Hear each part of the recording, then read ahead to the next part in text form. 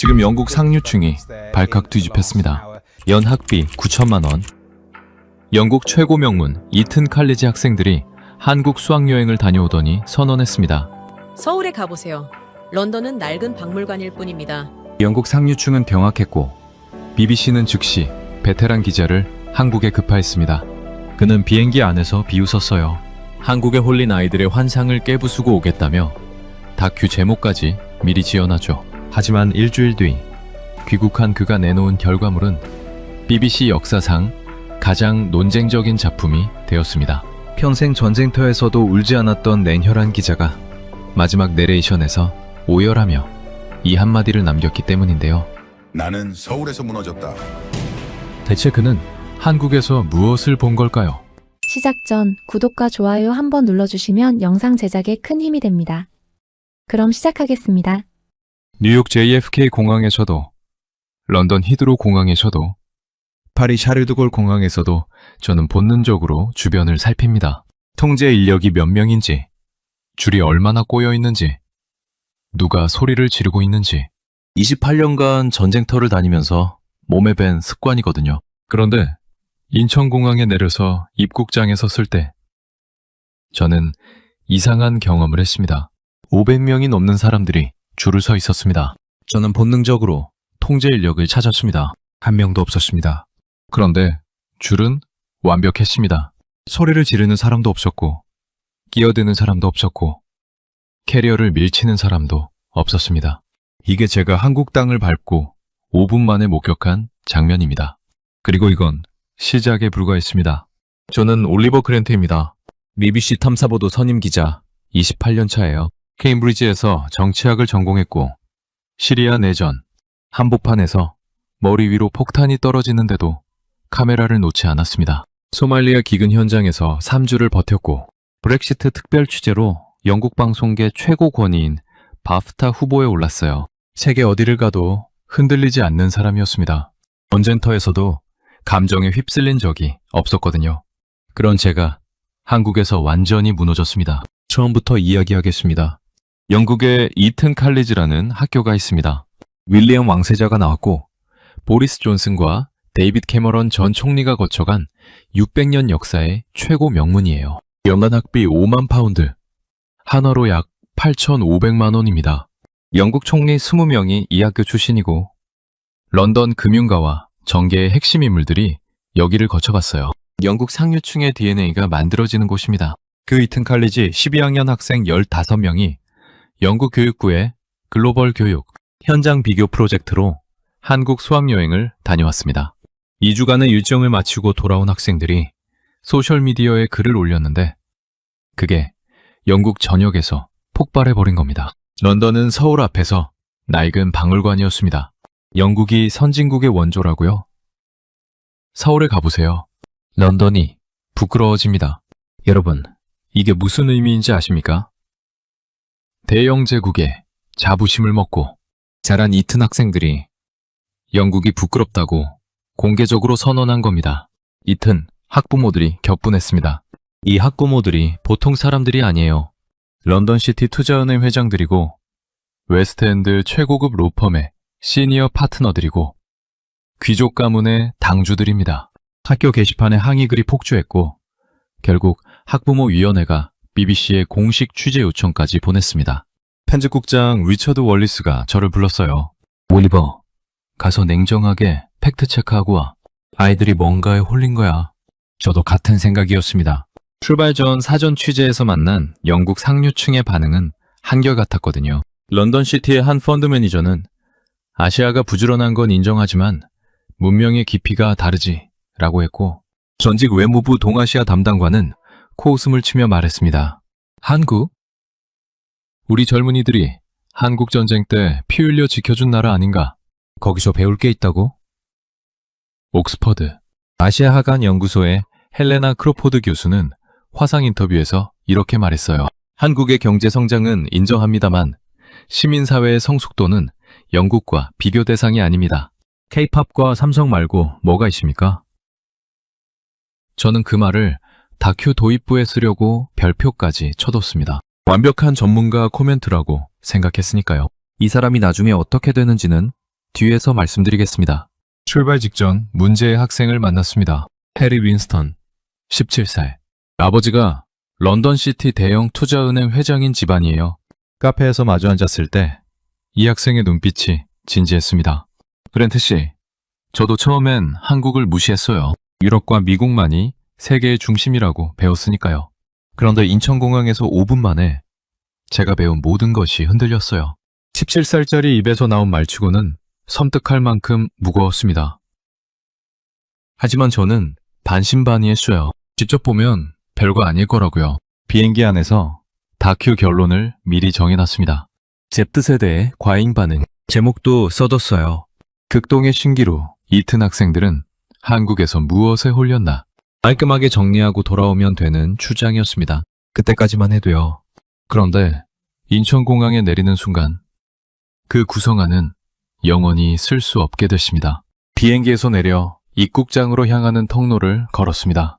12시간의 비행이 온몸에 쌓여 있었어요. 빨리 호텔 침대에 눕고 싶다는 생각뿐이었습니다. 그런데 입국 심사장 앞에 도착하는 순간 다리가 멈췄습니다. 500명은 좋게 넘어 보이는 사람들이 줄을 서 있었거든요. 저는 본능적으로 주변을 둘러봤습니다. 통제 인력을 찾으려고요. 히드로 공항이라면 이 정도 인원의 보안 요원 수십 명은 기본입니다. 줄이 꼬이면 Move along! 하는 고함이 터지고 캐리어가 부딪히면 Bloody hell! 소리가 터미널을 채우거든요. 그게 대영 제국 수도의 관문이에요. 그런데 여기는 눈에 띄는 통제 인력이 없었습니다. 멀리 구석에 공항 직원 두어 명이 서 있을 뿐이었어요. 그런데 수백 명이 두 줄로 가지런히 서 있었습니다. 앞 사람과의 간격도 일정하고 누구 하나 큰 소리로 떠들지 않았어요. 줄이 천천히 움직이기 시작했을 때였습니다.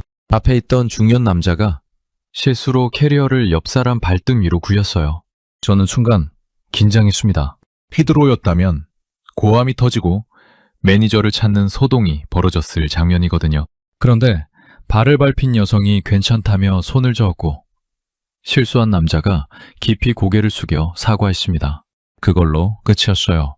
입국 심사는 1분도 걸리지 않았고 수화물을 찾는 곳에서는 한 노인이 무거운 짐을 들어 올리려 애쓰자 옆에 있던 젊은이가 자연스럽게 다가가 들어줬습니다. 아무도 시키지 않았는데요. 카메라가 비추고 있는 것도 아닌데요. 감시 없는 질서. 그게 제 첫 번째 메모였습니다. 그날 밤 잠을 잘 수가 없었습니다. 시차가 몸을 완전히 뒤집어 놓았거든요. 새벽 2시. 결국 포기하고 로비로 내려갔습니다. 프런트 직원이 물었어요. 산책하시려고요? 이쪽으로 나가시면 편의점도 있고 강변 산책로도 가까워요. 아무렇지 않은 얼굴이었습니다. 여러분, 새벽 2시에 외국인 남자가 혼자 나간다는 건데 걱정하는 기색이 전혀 없었어요. 런던이었다면 Are you sure? Please be careful. 이라는 말이 반사적으로 나왔을 겁니다. 호텔 문을 나서는 순간 28년간 몸에 밴 경계 본능이 작동했습니다. 주변을 살피고 어두운 골목을 확인하고 주머니에 손을 넣어 뭔가를 줍니다. 열쇠든 핸드폰이든 시리아에서든 소말리아에서든 런던에서든 어두운 거리에 나서면 반사적으로 하는 행동이에요. 영국 남자도 예외가 아닙니다. 런던의 밤은 남자에게도 안전하지 않거든요. 런던의 새벽 2시를 아십니까? 영국은 세계에서 칼부림 범죄가 가장 심각한 나라 중 하나입니다. 매년 수만 건의 칼부림 사건이 발생하고 10대 청소년까지 칼을 품고 다녀요. 산성물질을 얼굴에 뿌리는 산성 공격이 사회 문제가 된 나라입니다. CCTV가 600만 대예요. 영국 전체 인구 6,700만 명 대비 11명당 카메라 한 대 꼴입니다. 세계에서 가장 많은 감시 카메라를 운용하는 나라 중 하나인데도 범죄는 줄지 않거든요. 그런데 서울의 새벽 2시는 달랐습니다. 가로등이 일정한 간격으로 켜져 있었고 편의점 불빛이 골목을 밝히고 있었어요. 편의점 안에 사람 서너 명이 앉아 라면을 먹고 있었습니다. 새벽 2시에 유리벽으로 된 가게에 문도 안 잠그고 사람들이 앉아 있는 겁니다. 편의점 주인은 졸고 있었어요. 문은 활짝 열려 있었습니다. 그때 앞에서 한 사람이 걸어오는 게 보였습니다. 20대 초반으로 보이는 여성이었어요. 혼자였습니다. 이어폰을 양쪽 다 끼고 있었습니다. 핸드폰 화면을 보면서 걷고 있었어요. 뒤도 안 돌아봤습니다. 주변을 경계하는 기색이 전혀 없었습니다. 저는 그 자리에 멈춰 섰습니다. 런던에서 이 장면은 불가능합니다. 맨체스터에서도, 버밍엄에서도, 에딘버러에서도 불가능해요. 영국 여성들은 밤에 열쇠를 손가락 사이에 끼우고 걷습니다. 택시를 타면 번호판을 친구에게 문자하거든요. 귀가할 때는 실시간 위치 공유 기능을 켜요. 대학 캠퍼스에는 야간 에스코트 서비스가 있습니다. 혼자 걷기 무서운 학생을 위해 같이 걸어주는 사람을 보내는 거예요. 이어폰 양쪽 끼고 혼자 걷는 건 상상할 수 없는 일입니다. 한강변 벤치에 앉았습니다. 불빛이 수면 위에서 흔들리고 있었어요. 그리고 눈물이 났습니다. 제 나라에 화가 났기 때문입니다. 영국은 대영 제국의 후예라고 자부합니다. 의회 민주주의의 발상지, 산업혁명의 본고장이에요. 그런데 영국 여성들은 새벽에 혼자 걷지 못합니다. 해가 지지 않는 나라를 자처했던 제국의 수도에서 해가 지면 여자는 집 밖에 나오지 못하는 겁니다. 그런데 이 나라에서는 20대 여성이 새벽 2시에 이어폰 양쪽 끼고 걸어가고 있었습니다. 당연하다는 듯이요. 두 번째 메모를 적었습니다. 공포 없는 밤. 이 나라를 지키는 건 CCTV가 아니다. 뭔가 다른 것이 이 나라를 지키고 있다. 다음날 아침 8시, 서울 시내 취재를 위해 지하철을 타기로 했습니다. 역까지 걸어가는 길부터 달랐어요. 출근하는 사람들의 물결이 쏟아지고 있었습니다. 정장 차림의 직장인, 교복 입은 학생, 운동복 차림의 노인까지. 좁은 인도인데 사람들이 서로 부딪히지 않았어요. 자연스럽게 오른쪽으로 걷고, 급한 사람은 빠르게 앞질러 가고, 천천히 가는 사람은 슬쩍 비켜섰습니다. 아무도 지시하지 않았는데요. 런던 출근길을 아십니까? 한 블록만 걸으면 서너 번은 어깨가 부딪힙니다. 관광객한테 move 하고 소리치는 게 런던 직장인의 아침 일상이에요. 여기서는 수천 명이 동시에 움직이는데 마찰이 없었습니다. 지하철역 입구에 도착했을 때 또 한 번 놀랐습니다. 경비원이 없었거든요. 런던 튜브라면 역마다 교통경찰이 서 있고 대형역에는 무장경찰이 상주합니다. 무임승차를 막으려고 개찰구에 직원이 붙어 있는데도 뛰어넘는 사람이 하루 수천 명이에요. 여기는 교통카드를 찍고 지나가면 끝이었습니다. 승강장으로 내려갔을 때 눈에 들어온 것이 있었어요. 승강장 끝에서 끝까지 투명한 유리벽이 설치되어 있었습니다. 스크린도어. 열차가 정확히 멈추면 문이 열리는 구조였어요. 런던 튜브는 승강장에 아무런 차단 장치가 없습니다. 매년 선로 추락 사고가 발생하고 자살 시도도 끊이지 않아요. 수십 년간 스크린도어 설치를 논의했지만 예산 문제, 역사 구조의 한계를 이유로 미루고 있거든요. 한국은 전국 지하철역에 이미 설치를 마쳤습니다. 사람의 생명을 지키는데 예산 타령을 하지 않은 나라예요. 열차가 들어왔습니다. 문이 열리자 안에서 내리는 사람들이 먼저 나왔어요. 밖에서 기다리던 사람들이 양옆으로 비켜서서 길을 만들어줬습니다. 마지막 사람이 내릴 때까지 아무도 타지 않고 기다렸어요. 런던 튜브 출퇴근 시간에는 문이 열리면 전쟁입니다. 내리는 사람과 타는 사람이 동시에 밀치고 가방이 끼고 혀를 차는 게 일상이거든요. 차 안에 들어갔습니다. 조용했어요. 그런데 제 눈에 들어온 것이 있었습니다. 분홍색으로 구분된 좌석, 임산부와 노약자를 위한 배려석이었습니다. 출퇴근 10,000원 전철인데 그 자리만 비어 있었어요. 젊은이들이 바로 옆에 빽빽하게 서 있는데도 아무도 그 자리에 앉지 않았습니다. 강제하는 사람도 없었고 감시하는 사람도 없었어요. 런던 튜브에도 프라이오리티 씰 표지판이 있습니다. 그런데 앉아있다가 노인이 와도 모른 척하는 경우가 태반이에요. 솔직히 고백하면 저도 피곤하면 눈을 감고 못 본 척한 적이 있습니다. 한국에서는 빈자리가 곧 문화였어요. 앉지 않는 것이 규칙이 아니라 마음이었습니다. 스크린도어는 시스템이고 배려석을 비워두는 것은 사람의 선택이에요. 이 나라는 시스템과 시민의식이 동시에 작동하고 있었습니다. 영국은 매그나카르타 이래 800년간 법치를 쌓아온 나라인데 규칙을 만들어도 지키지 않는 사람 때문에 규칙이 무력화되거든요. 세 번째 메모를 적었습니다. 시스템도 작동하고 사람도 작동한다. 둘 다 되는 나라가 있다. 그날 오후 예상치 못한 일이 벌어졌습니다.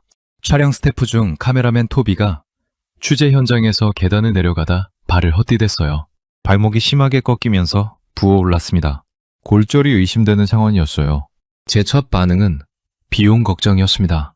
영국인이라면 당연한 반응이 아니라 영국 NHS의 현실을 아는 사람이라면 당연한 반응이에요. NHS는 무료 의료 시스템이라고 자랑하지만 현실은 다릅니다.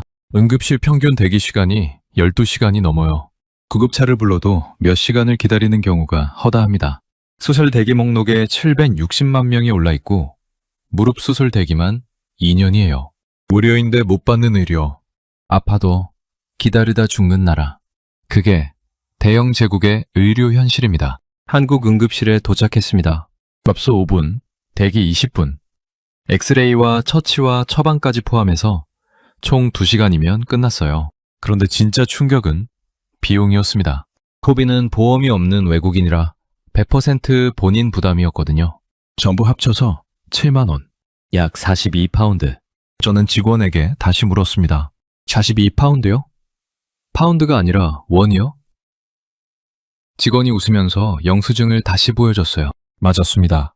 42파운드. NHS는 무료를 자랑하지만 12시간을 기다려야 하고 한국은 42파운드를 내지만 2시간 만에 끝나는 겁니다. 세계 12위 경제대국이 보험도 없는 외국인에게 이 가격으로 즉시 치료를 해주는 나라. 네 번째 메모를 적었습니다. 생존의 비용이 다르다. 영국에서는 무료인데 못 받고 이 나라에서는 42파운드에 즉시 받는다. 부산 취재를 위해 차량으로 이동했습니다. 경부고속도로에 진입하는 순간 첫인상이 강렬했어요. 도면이 매끄럽고 차선이 선명하고 차들의 흐름이 부드러웠습니다. 중간에 휴게소에 들렀는데 화장실이 깨끗했어요. 매점도 깔끔하게 정돈되어 있었습니다. 영국 고속도로 휴게소를 떠올리면 이해가 빠를 겁니다. 화장실 바닥에 물이 고여 있고 비누가 떨어져 있고 냄새가 코를 찌르는 곳이 한두 군데가 아니거든요. 여기는 달랐습니다. 가이드가 아무렇지 않게 말했어요. 이 고속도로가 1970년에 완공됐습니다. 저는 되물었습니다. 1970년이요? 50년 넘은 도로가 이 상태라고요? 영국 도로의 현실을 아시는 분이라면 제가 왜 놀랐는지 이해하실 겁니다. 영국 전역에 포트홀이라고 불리는 도로 구덩이가 만연합니다. 매년 수십만 건의 포트홀 민원이 접수되고 차량 타이어가 터지고 서스펜션이 망가지는 사고가 속출해요. 지방 도로는 더 심각합니다. 영국 도로가 개발도상국 수준이라는 자조가 BBC 뉴스에 버젓이 나올 정도거든요. 도로 보수 예산은 매년 삭감됩니다. 50년 된 도로를 이 상태로 유지한다는 게 영국인 입장에서는 믿기 어려운 일이에요. 한국은 끊임없이 보수하고 확장해서 50년 넘은 고속도로를 신설도로처럼 유지하고 있었습니다. 가이드가 경부고속도로의 역사를 들려줬습니다. 1968년 착공, 1970년 완공. 당시 한국의 1인당 국민소득이 200달러도 안 되던 시절이었다고 합니다. 국제사회는 미친 짓이라고 했어요. 세계은행도 차관을 거부했습니다. 장비도 없고 기술도 없고 자본도 없던 나라였거든요. 그래서 어떻게 했는지 아십니까? 한국의 노동자들이 삽과 곡괭이로 산을 깎았습니다. 맨손으로 다리를 놓았어요. 여름에는 40도가 넘는 폭염 속에서, 겨울에는 살을 애는 혹한 속에서 일했습니다. 사고로 목숨을 잃은 사람들도 있었어요. 그 사람들의 이름은 역사에 남지 않았습니다. 하지만 그 사람들이 깎은 산과 놓은 다리는 지금도 남아있거든요. 가이드가 조용히 말했습니다. 지금 이 고속도로 위를 달리는 수백만 대의 차들은 그 사람들의 땀과 피 위를 달리고 있는 겁니다. 저는 창밖을 바라봤습니다. 끝없이 이어지는 깨끗한 아스팔트 위로 물류트럭이 쉴 새 없이 달리고 있었어요. 영국이 산업혁명 이후 200년에 걸쳐 쌓은 인프라를 이 나라는 한 세대 만에 맨손으로 만든 겁니다. 1인당 국민소득 200달러짜리 나라가 삽으로 깎아 만든 고속도로 위를 지금 세계 12위 경제대국의 물류트럭이 달리고 있었습니다. 가이드가 덧붙였어요. 그 사람들이 지금의 할아버지, 할머니 세대입니다. 저는 한동안 아무 말도 하지 못했습니다. 5번째, 메모를 적었습니다. 맨손으로 만든 나라. 부산 취재를 마치고 서울로 돌아왔습니다. 호텔에 도착한 다음날 아침 6시. 로비에서 이상한 장면을 목격했어요. 수수께끼 프론트에 맡겨달라고 한 적도 없는 택배 상자가 정확하게 도착해 있었습니다. 가이드에게 물어봤더니 대답이 이랬어요. 한국에서는 밤에 주문하면 아침에 옵니다. 저는 믿지 못했습니다. 밤 11시에 주문하면 새벽 6시에 문 앞에 도착한다고요. 신선식품까지요. 이게 말이 됩니까? 택배 시스템을 직접 취재해 보기로 했습니다. 새벽 배송의 실체를 확인하고 싶었거든요. 영국 택배의 현실을 아시는 분이라면 제가 왜 이걸 못 믿었는지 아실 겁니다. 로열메일의 만성지연은 영국인이라면 누구나 겪는 고통이에요. 배달기사가 초인종도 안 누르고 부재중 스티커만 붙이고 가는 게 일상입니다. 택배 분실과 도난이 연간 수억 파운드 규모거든요. 현관 앞에 택배를 놓으면 도둑 맞는 나라라서 주택가마다 택배 보관함이 따로 필요합니다. 아마존 택배를 현관에 두면 30분 안에 사라지는 게 영국이에요. 그런데 한국에서는 현관 앞에 택배가 하루 종일 놓여 있어도 아무도 손대지 않는다고 했습니다. 처음에는 과장이라고 생각했어요. 그래서 직접 확인해봤습니다. 호텔 주변 아파트 단지를 걸어봤어요. 정말이었습니다. 복도마다 택배 상자가 놓여 있었어요. 아침에 배달된 것도 있고 전날부터 놓여 있었을 것 같은 것도 있었습니다. 아무도 건드리지 않았어요. 공항에서 봤던 질서, 새벽 거리에서 봤던 안전, 그리고 현관 앞 택배, 전부 같은 뿌리에서 나온 거였습니다. 이건 물류 시스템이 뛰어난 게 아니에요. 신뢰 시스템이 작동하고 있는 겁니다. 모르는 사람의 물건도 건드리지 않는 사회. 그게 이 나라였습니다. 50년 전 맨손으로 고속도로를 만든 세대가 있고 지금 새벽에 잠도 안 자고 택배를 돌리는 세대가 있습니다. 이 나라의 근면함은 세대를 넘어 이어지고 있었어요. 할아버지 세대는 삽으로 산을 깎았고 아버지 세대는 공장에서 밤을 새웠고 지금 세대는 새벽 배송 트럭을 몰고 있는 겁니다. 그리고 그 모든 세대를 관통하는 하나의 공통점이 있었어요.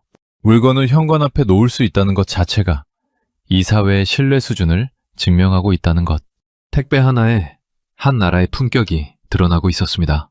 5번째 메모에 한 줄을 추가했습니다. 현관 앞 택배가 사라지지 않는 나라. 이건 물류 시스템이 아니라 신뢰 시스템이다. 서울의 한 고등학교를 방문했습니다. 교장 선생님이 직접 정문까지 나와서 안내해 주셨어요. 학교 정문에 도착했을 때 저는 무의식적으로 무언가를 찾고 있었습니다. 걸음을 옮기면서도 시선이 자꾸 입구 쪽을 훑었어요. 정문을 완전히 지나고 나서야 깨달았습니다. 금속 탐지기를 찾고 있었던 겁니다. 없었습니다. 가방 검사대도 없었어요. 보안요원도 경비원도 보이지 않았습니다. 아이들이 그냥 정문을 지나 교실로 걸어가고 있었어요. 웃으면서요. 친구 어깨에 팔을 두르고 장난을 치며 큰 소리로 떠들면서 걸어가고 있었습니다. 저는 정문 앞에 서서 한동안 그 모습을 지켜봤습니다. 눈이 뜨거워졌어요. 영국 학교의 현실을 말씀드려야 합니다. 영국에서는 나이프 범죄가 해마다 급증하고 있습니다. 10대 청소년들 사이에서 칼을 품고 다니는 게 더 이상 놀라운 일이 아닌 나라가 됐어요. 이 문제가 얼마나 심각하냐면 일부 학교에 공항에서나 볼 수 있는 금속 탐지기가 도입됐습니다. 학생들이 매일 아침 등교할 때 가방을 열어서 검사받아요. 칼이나 흉기를 갖고 있는지 확인하는 겁니다. 런던 시내 학교에서는 이 가방 검사가 완전히 일상이 된 곳도 있어요. 그런데 이렇게까지 해도 학교 주변에서 칼부림 사건이 터집니다. 10대 청소년이 등하굣길에 칼에 찔려 숨지는 뉴스가 매주 나오는 나라예요. 매주요? 그게 대영 제국의 학교 현실입니다. 그런데 이 나라 학교에는 금속 탐지기가 없었습니다. 가방 검사도 없었어요. 칼부림 공포도 없었습니다. 아이들이 웃으면서 학교에 가고 있었어요. 이게 학교의 원래 모습이구나. 금속 탐지기 없이, 가방 검사 없이 아이들이 친구 팔짱을 끼고 웃으면서 등교하는 것. 이게 당연한 거구나. 영국이 비정상이었구나. 그 생각이 머리를 세게 때렸습니다. 점심시간이 됐습니다. 전교생이 급식실로 이동했어요. 저도 따라 들어갔습니다. 급식실 풍경이 인상적이었어요. 학생들이 한 줄로 가지런히 서서 시판을 들고 차례차례 배식을 받고 있었습니다. 메뉴가 눈에 들어왔어요. 밥, 된장국, 불고기, 시금치 나물, 김치, 그리고 배 한 조각까지. 여면사가 매일 설계한 균형 잡힌 한 끼라고 했습니다. 이런 급식이 초등학교부터 고등학교까지 전국 모든 학교에서 제공된다는 거예요. 저는 가이드에게 물었습니다. 이 식사비는 학생마다 다르게 내나요? 전원 무료입니다. 저소득층만 무료인 건가요? 아닙니다. 전교생 전원입니다. 저는 식판을 들고 줄을 선 학생들을 바라봤습니다. 교복이 똑같았어요. 식판이 똑같았습니다. 밥이 똑같았어요. 부잣집 아이도 형편이 어려운 집 아이도 같은 줄에 서서 같은 밥을 받아 먹고 있었습니다. 누가 부유하고 누가 가난한지 이 급식실 안에서는 절대로 구분할 수가 없었어요. 영국 학교 급식의 현실이 떠올랐습니다. 영국은 유료 급식이 기본이에요. 한 끼에 2에서 3파운드. 한화로 약 3,500원에서 5,000원 정도 됩니다. 가정 형편이 어려운 아이들은 무료 급식 대상자로 등록되거든요. Free School Meals, 줄여서 FSM이라고 합니다. 문제는 이 시스템 자체가 낙인이 된다는 겁니다. 별도의 카드를 써야 하거나 계산대에서 FSM 표시가 화면에 뜨거나 다른 아이들이 금방 눈치를 채요. 쟤는 무료 급식이래. 그 한마디면 끝입니다. 교실에서 따돌림이 시작되거든요. 창피해서 급식을 안 먹고 그냥 굶는 아이들이 있습니다. 점심시간에 화장실에 숨어서 시간을 보내는 아이들이 있어요. 먹는 것조차 계급을 나누는 시스템입니다. 밥 한 끼에 그 아이의 가난이 교실 전체에 드러나는 나라예요. 2020년에 맨체스터 유나이티드 축구선수 마커스 레시포드가 영국 의회에 공개 서한을 보냈습니다. 코로나로 학교가 문을 닫았는데 무료 급식을 받던 아이들이 굶주리고 있습니다. 축구 스타가 목소리를 높여야 겨우 아이들 밥 한 끼가 의회에서 논의되는 나라예요. 그것도 방학 중 급식 연장에 대한 논의일 뿐이었습니다. 전면 무상급식은 아직도 요원해요. 한국은 이미 수년 전부터 전국 초등학교, 중학교, 고등학교에서 전면 무상급식을 시행하고 있었습니다. 조용히, 당연한 듯이 아무도 대단한 일이라고 떠들지 않았어요. 급식실을 나오면서 한 장면을 더 목격했습니다. 배식대 안쪽에서 땀을 흘리며 수백 명분의 밥을 퍼주고 계신 분들이 있었어요. 입식 아주머니들이었습니다. 중년 여성 서너 명이 쉴 틈 없이 국을 붓고 반찬을 올리고 밥을 퍼주고 있었어요. 저는 한 분에게 다가가 물었습니다. 매일 이렇게 많은 학생들 밥을 하시면 힘드시지 않습니까? 그분이 환하게 웃으며 대답했어요. 우리 애들이 맛있게 먹어주면 그게 보람이죠. 저는 멈췄습니다. 우리 애들. 그 말이 귓가에 맴돌았어요. 내 자식도 아닌 아이들을 우리 애들이라고 부르는 사람이었습니다. 월급을 받고 일하는 것이지만 그 말 한마디에 담긴 마음은 월급으로는 절대 설명되지 않는 거였어요. 이 나라에서는 남의 자식도 우리 애들이 되는 겁니다. 6번째, 메모를 적었습니다. 이 나라에서는 밥 한 끼에 차별이 없다. 급식줄이 계급을 나누는 나라가 있고 급식줄에서 모두가 같아지는 나라가 있다. 그리고 이 나라에서는 남의 자식을 우리 애들이라고 부른다. 5째 날 저녁이었습니다. 서울 시내 한 카페에서 해리 윈스턴을 다시 만났습니다. 이 학생이 한국에 와 있었어요. 수학여행 이후 한국이 너무 궁금해서 방학을 이용해 혼자 다시 왔다고 했습니다. 17살짜리가 부모 반대를 무릅쓰고 혼자 비행기를 탄 겁니다. 저는 솔직하게 말했어요. 네가 왜 그런 글을 썼는지 이제 이해한다. 해리가 고개를 끄덕이더니 이야기를 시작했습니다. 그랜트 씨, 저는 이튼에서 노블레스 오블리주를 배웠어요. 높은 곳에 있는 사람이 낮은 곳에 베푸는 것. 그게 영국식 교양이라고 배웠거든요. 그런데 한국에서 본 건 노블레스 오블리주가 아니었어요. 해리가 계속했습니다. 한국 지하철에서 정장 입은 사람이랑 대학생이 나란히 서 있는 걸 봤어요. 고급 레스토랑 사장님이 지하철 타고 출근하고 대기업 간부가 버스에서 노인한테 자리를 양보하는 거예요. 이튼에서는 상상도 못할 일이잖아요. 그러더니 저를 똑바로 보며 물었습니다. 그랜트 씨, 진짜 교양은 뭘까요? 이튼에서 배운 교양은 이런 겁니다. 포크와 나이프를 어떤 순서로 쓰느냐, 어떤 억양으로 말하느냐, 어떤 브랜드를 입느냐, 어떤 와인을 고르느냐. 그게 영국 상류층이 말하는 교양이에요. 한국에서 본 교양은 달랐습니다. 아무도 안 볼 때도 줄을 서는 것, 시키지 않아도 어려운 사람을 돕는 것, 남의 자식도 우리 애들이라고 부르는 것. 해리가 말했어요. 이튼을 졸업하면 옥스브리지가 아니라 교육학을 공부하고 싶어요. 한국의 교육 철학을 영국에 도입하는 일을 하고 싶어요. 런던시티 대형 투자은행 회장의 아들이 옥스브리지를 포기하겠다고 선언한 겁니다. 17살짜리가요.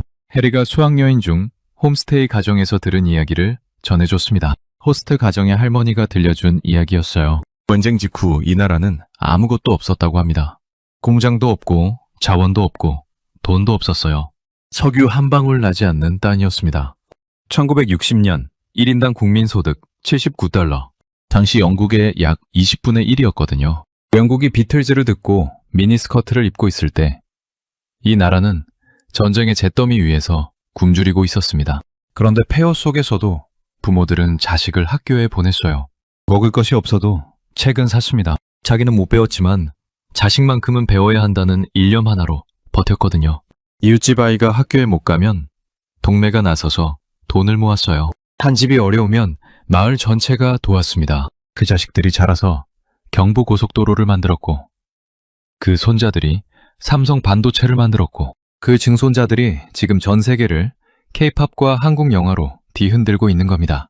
79달러에서 세계 12위 경제대국까지 전 세계 역사에서 이런 사례는 단 하나도 없습니다. 할머니가 1997년 이야기를 들려줬다고 합니다. IMF 외환 위기. 나라가 부도 직전까지 갔어요. 경제가 무너지고 기업이 줄줄이 쓰러지고 실업자가 거리에 넘쳐났습니다. 그때 이 나라 국민들이 뭘 했는지 아십니까? 결혼 반지를 꺼냈습니다. 볼반지를 꺼냈어요. 금목걸이를 꺼냈습니다. 집집마다 서랍을 열어 금을 꺼냈어요. 차례 50만 명이 참여했습니다. 27톤의 금이 모였어요. 할머니 본인도 돌반지를 냈다고 했습니다. 해리가 물었대요. 아깝지 않으셨어요? 할머니의 대답이 이랬습니다. 내 반지 하나가 뭐가 중요해? 나라가 살아야 손자들이 사는데. 결혼 반지가 뭡니까? 인생에서 가장 소중한 순간의 상징이에요. 사랑하는 사람과 평생을 약속하며 끼운 반지입니다. 그걸 빼서 나라에 내놓은 거예요. 영국에서 비슷한 위기가 오면 어떻게 될까요? 2011년 런던 폭동을 보면 답이 나옵니다. 경찰 총격 사건에 항의하는 시위가 약탈로 번졌어요. 시민들이 상점 유리를 깨고 텔레비전을 들고 나왔습니다. 운동화를 훔치고 전자제품을 훔쳤어요. 불을 질렀습니다. 나라가 위기에 빠졌을 때 영국인은 약탈했고 한국인은 결혼 반지를 모았습니다. 카페를 나온 밤이었습니다. 호텔로 돌아가는 길에 가이드가 배달 앱을 보여줬어요. 자정이 넘은 시간이었습니다. 치킨 족발 떡볶이부터 편의점 물품까지 화면에 떴어요. 30분 안에 도착한다고 했습니다. 직접 주문해봤어요. 실제로 27분 만에 도착했습니다. 영국의 밤은 다릅니다. 저녁 9시면 레스토랑 문이 닫히고 우버이츠도 밤 11시면 선택지가 거의 사라지거든요. 그런데 여러분, 더 놀라운 건 배달 자체가 아닙니다. 자정에 배달이 가능하려면 그 시간에 도로가 안전해야 하고 배달원이 낯선 집 현관 앞까지 갈 수 있어야 하고 문을 열어주는 사람이 위험하지 않아야 해요. 배달 문화는 치안과 신뢰 위해서만 돌아가는 시스템입니다. 런던에서 자정에 배달원이 낯선 아파트 복도까지 올라간다고요? 배달원 본인이 거부해요. 위험하니까요. 이 나라의 자정 배달은 편리함이 아니라 안전의 증거였습니다. 치킨을 먹으며 창밖을 바라봤습니다. 서울의 밤이 여전히 빛나고 있었어요. 할머니의 말이 계속 맴돌았습니다. 내 반지 하나가 뭐가 중요해? 나라가 살아야 손자들이 사는데. 그리고 저는 조용히 울었습니다. 68년간 전쟁터에서도 울지 않았던 사람이 17살 학생이 전해준 할머니의 반지 이야기 앞에서 무너졌습니다. 히드로 공항에 도착했습니다. 입국장에 긴 줄, 짜증내는 사람들, 고함치는 보안요원. 일주일 전까지만 해도 당연했던 풍경이 이제는 다르게 보였어요. 서울 인천공항의 그 조용한 질서가 자꾸 겹쳐 보였거든요. 공항을 빠져나오면서 가장 먼저 한 일이 있었습니다. 노트북을 열어서 출장 전에 써뒀던 다큐 구성안에 삭제했어요. 극동의 신기루 이튼 학생들은 한국에서 무엇에 홀렸나 그 파일을 휴지통에 버렸습니다. 12시간 비행 동안 새로 쓴 구성안을 열었어요. 제목이 바뀌어 있었습니다. 서울에서 런던을 돌아보다 영국이 잃어버린 것들. BBC 본사로 갔습니다. 편집국장 리처드 월리스를 찾아갔어요. 리처드가 제 얼굴을 보더니 물었습니다. 뭘 봤길래 그런 표정이야? 노트북을 열어 새 구성안을 보여줬습니다. 리처드가 읽기 시작했어요. 처음에는 시큰둥했습니다. 또 K-팝 이야기거니 하는 표정이었거든요. 그런데 공항 이야기에서 눈썹이 올라갔습니다. 새벽거리 이야기에서 입을 다물었어요. 응급실 42파운드 이야기에서 고개를 갸우뚱했습니다. 경부고속도로 이야기에서 읽는 속도가 눈에 띄게 느려졌어요. 무상급식과 우리 애들 이야기에서 펜을 내려놓았습니다. 그리고 결혼반지 227톤 이야기에서 손이 완전히 멈췄어요. 다 읽고 한참 동안 아무 말이 없었습니다. 리처드가 저를 올려다보며 말했어요. 이거 3부작으로 만들자. 프라임타임 편성이다. BBC 프라임타임이 뭔지 아십니까? 저녁 9시 황금 시간대입니다. BBC에서 가장 영향력 있는 슬롯이에요. 리처드가 그 시간을 내줬다는 건 이 다큐가 영국 사회에 파장을 일으킬 거라고 판단했다는 뜻이었습니다. 3주간 밤을 새워 편집했습니다. 인천공항 영상, 서울 새벽거리 영상, 편의점 영상, 지하철 스크린도어 영상, 분홍색 배려석 영상, 응급실 영상, 경부고속도로 영상, 학교 정문 영상, 급식실 영상, 자정 배달 영상, 한국에서 찍어온 모든 것을 담았어요. 메레이션은 제가 직접 했습니다. 첫 회 방영날 밤이 왔습니다. 방영 시작 10분 만에 소셜미디어가 폭발했어요. 24시간 만에 BBC 아이플레이어 역대 최다 스트리밍 기록을 세웠습니다. X 실시간 트렌드 1위를 찍었어요. 한국 관련 게시물이 하루 만에 수백만 건 쏟아졌습니다. BBC 다큐멘터리, 역사상 전례 없는 반응이었어요. 영국이 둘로 갈라졌습니다. 가디언은 이렇게 썼어요. 외면할 수 없는 거울. 영국이 스스로를 직시해야 할 순간이 왔다. 데일리 메일은 정반대였습니다. BBC가 수신료로 자국을 비하하고 있다. 안녕 프로파간다인가? 파이낸셜 타임스는 중간 입장이었어요. 논쟁적이지만 부정할 수 없는 사실들. 불편하더라도 직시해야 할 현실. 사무실에서, 펍에서, 거실에서 한국 이야기가 화제였습니다. 택시기사가 손님한테 물었어요. 어젯밤에 그 한국 다큐 봤어?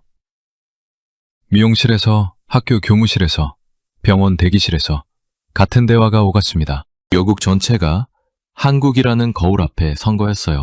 그런데 예상치 못한 일이 벌어졌습니다. 출장 전에 인터뷰했던 옥스퍼드의 헬레나 크로포드 교수가 BBC 생방송에 출연해 반박을 시도한 겁니다. K-팝과 삼성 말고 뭐가 있습니까? 라고 했던 바로 그 사람이에요. 교수가 말했습니다. 이 다큐멘터리는 편향적입니다.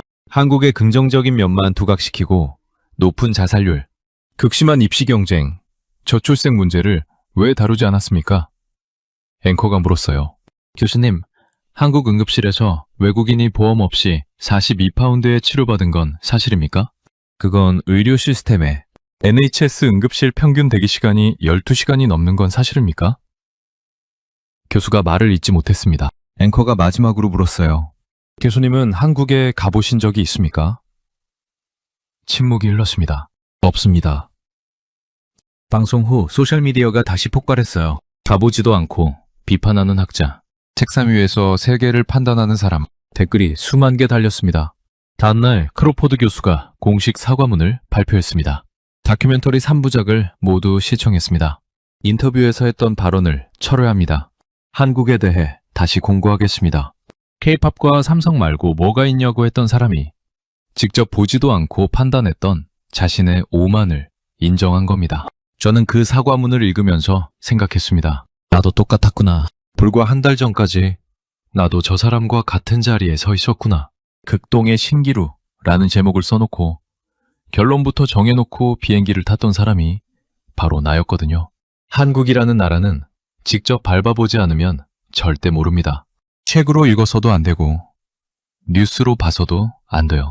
두 발로 서울 거리를 걷고 새벽 2시에 공기를 마시고 지하철 배려석 앞에 서봐야 비로소 알 수 있는 나라입니다. 다큐가 방영되고 석 달이 지났습니다. 저는 영국 사회가 이 정도로 반응할 거라고는 솔직히 예상하지 못했어요. 그런데 영국 곳곳에서 작은 변화들이 하나씩 시작되고 있었습니다. 맨체스터의 한 공립학교에서 협력의 날이라는 프로젝트가 시작됐어요. 한국의 교육 모델을 벤치마킹한 거였습니다. 학생들이 서로 가르쳐주는 스터디 그룹을 만들었는데 석 달 만에 학교 평균 성적이 눈에 띄게 올라갔다는 보고가 들어왔어요. 에딘버러의 한 쇼핑센터에서는 에스컬레이터, 오른쪽에 서주세요 캠페인이 시작됐습니다. 매니저가 직접 이메일을 보내왔어요. 한국 사람들이 아무런 안내 없이도 자연스럽게 지키는 걸 다큐에서 보고 부끄러웠습니다. 우리도 해보겠습니다. 버밍엄의 한 중학교에서는 매주 금요일을 함께하는 날로 지정해서 학생들이 서로 돕는 프로그램을 운영하기 시작했습니다. 한 학교, 한 쇼핑센터, 한 중학교, 작은 변화들이었어요. 하지만 이 작은 것들이 모여서 영국이라는 나라를 조금씩 움직이기 시작한 거였습니다. 그리고 영국 의회에서 학교 급식 개혁 논의가 다시 불붙었습니다. 의원들이 목소리를 높였어요. 한국처럼 전면 무상급식을 도입해야 한다. 밥 한 끼에 아이들의 자존심이 짓밟히는 시스템을 더 이상 방치할 수 없다. 마커스 레시포드가 소셜미디어에 다큐를 공유하며 한마디를 남겼습니다. 이 나라에서는 모든 아이가 같은 밥을 먹습니다. 우리는 왜 못합니까? 그 글이 수백만 번 공유됐어요. 2020년에 혼자서 의회에 편지를 보냈던 축구선수의 목소리에 이번에는 수백만 명의 영국 시민들이 함께 목소리를 보탠 겁니다. 그러던 어느 날 해리에게서 연락이 왔습니다. 그랜트 씨, 하나 더 알려드릴 게 있어요. 아버지가 변했어요. 처음에 한국에 홀렸다고 화를 내셨던 분이에요. 해리가 수학여행에서 돌아왔을 때 실망한다는 소리까지 하셨던 분이거든요. 기숙사에서는 룸메이트들한테 따돌림까지 당했다고 했습니다. 한국 편을 든다고요. 그 아버지가 다큐를 보셨다고 했어요. 한 번이 아니라 3번을 돌려보셨다고 합니다. 3번째 볼 때는 어머니랑 나란히 앉아서 같이 보셨는데 결혼반지 227톤 장면에서 어머니가 우셨다고 해요. 1150만 명이 결혼반지를 꺼내는 장면. 할머니가 매 반지 하나가 뭐가 중요해? 라고 말하는 장면에서요. 그러자 아버지가 어머니 손을 잡으셨다고 합니다. 해리의 목소리가 떨렸어요. 아버지가 어머니 손 잡는 건 제가 태어나서 처음 봤어요. 그리고 아버지가 말씀하셨다고 합니다. 아들, 네가 옳았다. 저는 전화기를 들고 한참을 아무 말도 못했습니다. 런던 시티에서 수십억 파운드를 운용하는 투자은행 회장이에요. 영국 금융계의 자존심 그 자체인 사람이 샵7살 아들에게 네가 옳았다고 말한 겁니다. 한국 할머니의 결혼 반지 이야기가 런던 시티 회장의 마음까지 움직인 거였습니다. 런던의 밤거리를 창밖으로 바라봤습니다. CCTV 600만 대가 돌아가는 거리, 칼부림 뉴스가 매일 나오는 나라, 현관 앞 택배가 30분이면 사라지는 나라, NHS 응급실에서 12시간을 기다려야 하는 나라, 급식줄에서 아이들의 자존심이 짓밟히는 나라. 그게 제 나라입니다. 서울의 새벽이 떠올랐어요. 이어폰 양쪽 끼고 걸어가던 그 여성, 문 열린 편의점에서 졸던 주인, 분홍색 배려석을 비워둔 만원 전철, 현관 앞에 하루 종일 놓여 있어도 사라지지 않는 택배. 우리 애들이 맛있게 먹어주면 보람이죠. 라고 웃던 급식 아주머니. 그리고 내 반지 하나가 뭐가 중요해? 나라가 살아야 손자들이 사는데. 라고 했던 할머니. 한국에 사는 분들께 한 가지만 말씀드리겠습니다. 당신들은 모르실 겁니다.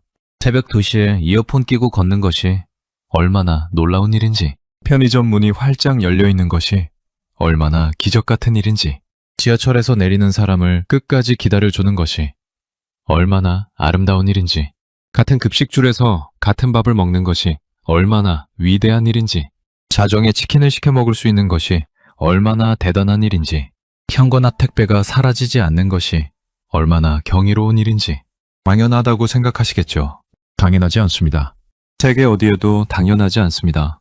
특히 할아버지 할머니 세대에 말씀드리고 싶습니다. 전쟁의 폐허에서 맨손으로 이 나라를 세우신 분들, 굶으면서도 자식을 학교에 보내신 분들, 삽과 곡괭이로 고속도로를 만드신 분들, 나라가 무너지려 할 때 결혼 반지를 꺼내신 분들, 당신들이 만든 나라가 지금 이렇습니다. 대영 제국의 후예라고 자부하던 영국의 기자가 와서 울고 갔습니다. 자랑스러워하셔도 됩니다. 아니, 자랑스러워하셔야 합니다. 28년간 전쟁터에서도 울지 않았던 사람이 서울에서 울었습니다. 시리아 폭격 속에서도, 소말리아 기근 현장에서도, 런던 폭동 한가운데에서도 눈물을 보이지 않았던 사람이 한강변 벤치에서 울었고, 할머니의 반지 이야기 앞에서 울었고, 지금 이 글을 쓰면서도 울고 있습니다. 그 눈물이 제 대답입니다. 이 이야기가 마음에 남으셨다면 댓글에 대한민국 국민이 자랑스럽다 한 줄만 남겨주세요. 그 한 줄이 모이면 이 영상이 더 많은 분들께 전해집니다. 좋아요와 구독은 다음 이야기를 만드는 힘이 됩니다. 긴 영상 끝까지 함께 해주셔서 진심으로 감사드립니다.